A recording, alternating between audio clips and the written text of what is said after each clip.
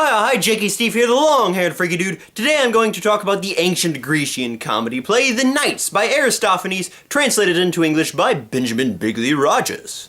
So this play begins with two slaves, Demosthenes and Nicias, running away from their master, Demos, who has just given them a beating. They were just beaten because of their fellow slave, Paphlagonian, who is sort of like the power behind the throne of Demos. Now, Paphlagonian is supposed to represent Cleon, a real-life politician who actually took Aristophanes to court because of one of his plays. And since Paphlagonian is the main bad dude here, many of the insults are thrown his way, and thus indirectly thrown at Cleon. Demosthenes and Nicias try to come up with a plan to overcome Paphlagonian because he has abused his power and only used it for evil and corruption. I wish I could suggest some plan in smart Euripidean style. Don't do it! Don't! Ah! I mean, that's funny, because Euripides seems to be a guy who is constantly ridiculed in Aristophanes' plays as well. Poor tragedian guy. First, they steal some wine, because Demosthenes claims that he comes up with his best ideas while under the influence. Go, fetch me out a stoup of wine and let me moisten me wits and utter something bright. Once drunk, he proposes that they steal Paphlagonian's oracles so they could see what the future of him might be, which they easily do, and then Nicias tries to sort through Demosthenes' drunken utterings as he tries to read the oracles. Demosthenes. Oh, let's see here, what have we here? Oh, prophecies! Give me the cup directly. Nicias. Here, what do they say? Fill me another cup. Fill me another cup? Is that really there? Oh, Bacchus! After that funny scene, they discover that Paphlagonian is to have his position taken over by a sausage seller. Just as they're reading the oracle, a sausage seller happens to walk by. Yes, how convenient. So they convince him of what his fate is to be. At first, the sausage seller man is kind of skeptical. You know, he's too ignorant to lead people. But Demosthenes assures him that this is the perfect trait of a leader. Sausage seller. How can I wonder, contrive to manage Demas' affairs? Demosthenes. Why, nothing's easier. Do what you do now. Mince, hash, and mash everything together. At this point, Paphlagonian wakes up from being drunk and realizes that someone has stolen his vine. He doesn't notice that someone stole the oracles. He just cares about the wine, you know? So he angrily rushes out. At this point, the sausage seller runs away. What? Where are you off to? Stop it! For goodness sake, don't fail us, most dainty sausage seller. But here a chorus of knights enter who are angry at the corruption of Cleon, aka Paphlagonian, and they do this sort of weird culty chant ritual thing around him. After this, a fabulous and hilarious battle of words and wits ensues betwixt Paphlagonian and the sausage seller. Now the sausage seller, being a maker of sausage, many of his threats are directed at turning Paphlagonian into a delicious, scrumptious meal. While Paphlagonian, many of his threats, he used to be a tanner, are directed at turning the sausage seller into a vest of some sort. Like Buffalo Bill.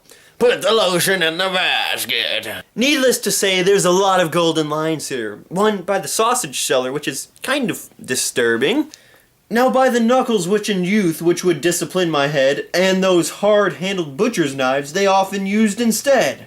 So he was abused by knives as a child. Ow! That's horrible parenting, man. You just don't condition your child to do good with the butcher's knife, okay? That's not a humane thing to do. At one point in his life, someone told him that he would be the leader of Pinks one day because they observed him filch some meat away and then swear that he did not do it. Politicians, I tell you. At one point, Demosthenes warns the sausage seller, "Here, take this ointment and anoint your neck so that you can slip more easily through his lies." If only that actually worked. I would anoint myself with butter and oil every day. Oh yeah, lather me up with that stuff. Anyways, the sausage seller wins the battle of wits against Paphlagonian and abuses him with a sausage. After this, Paphlagonian runs off to the council because he knows there at least he has control. But the sausage maker pursues and hopes that he can win over the council. While this is happening, we get an awkward interruption from the chorus of knights who seem to be directly praising the author of the play, Aristophanes, which is just kind of weird. You know, he's the author of the play, so the fact that he egotistically wrote in a verse for a character to say to praise him is just kind of strange, you know? Anyways, the sausage maker returns and claims that he won over the council from Paphlagonian as well. Paphlagonian suggested that they sacrifice 100 something or another's, But the sausage seller, being a clever man, proposed they sacrifice 200 something or another's, and at the state's expense. Ha! The crowd goes wild. They then battle over what is really important, Deimos' love, because who holds Deimos' love is the one who truly holds the power. So then they proceed to grab handfuls of oracles, just balls and balls of oracles, and they proceed to flatter him with their interpretations. Now, Paphlagonian's oracles, they're straightforward, they're simple, but his interpretations of them are confusing to Deimos, so he is not flattered. The sausage seller, on the other hand, has very complex, very vague, very riddle-filled oracles, but the way he interprets them is pleasing to Deimos, so he wins over his love there as well. So Deimos prepares one last battle for his love. A cook-off! Yeah, food! But this is obviously rigged. I mean, come on, the sausage seller is a sausage seller. He cooks for a living. So we have this comical back and forth of them trying to please the king. One brings out a chair, one brings out a table, one brings out a plate of fish, one brings out a plate of, I don't know, bird, cheese, whatever.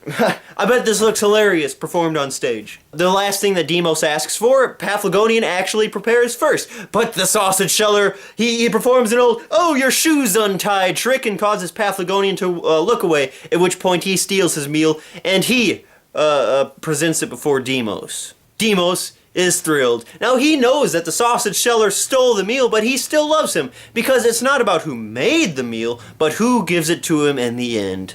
In a last-ditch effort, Paphlagonian, he tries to fact-check the sausage seller to his oracle, but he comes out clean and turns out to ultimately be his overthrower. He realizes he has indeed been ousted, and they ultimately switch roles. Paphlagonian becomes a sausage seller, the sausage seller becomes the power behind the throne, and then he fixes all of the evil and corrupt things which Paphlagonian caused. He even conducts a 30-year peace treaty with Sparta. Now, there is, I believe, some much deeper symbolism here than just Cleon. I don't know much Greek, so I can only scratch the surface here with my interpretations, but Deimos, I believe, means the people. You know, like in democracy, a government ruled by the people. So Deimos here, I believe, represents the people, and these contests were set to see who could best serve the people. The shady, corrupt, arrogant, and self-centered politician Paphlagonian, or the obedient, tenacious, shameless sausage seller, who is willing to do anything for the people, however bad it looks on himself. And the sausage maker, he was sort of thrown into this position. He didn't ask for this position. He didn't fight for this position. The people pushed him into this position. They made him come into this position of serving them. And in the end, it's the sausage maker who brings the peace and the order, the sausage maker who fixes the corruption. Also, it has Deimos, the people, as the master and the leader, and it has the government, the politician or the servant as the slaves. The government is slave to the people. Oh man, I love that allegory, if that's really what he was trying to get at here. It's beautiful. And the obedient, shameless slave is the better slave to the people. Well, I'm Jakob Stief, the long-haired freaky dude. Thank you for watching this discussion of the Knights by Aristophanes. It was very funny. I definitely encourage you to read it. I'm sure you'll get a good laugh or two out of it. I encourage you to check out my channel and hit the subscribe button.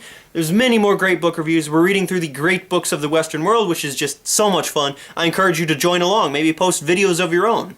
In addition, I'll be going off to college soon, so please check out my GoFundMe and just contribute like $1 or $2 if you see it in your heart. I will love you forever. Well, I'm Jakob Stief, the long-haired freaky dude. Thank y'all for watching this video. See you in the next video. Have a great day.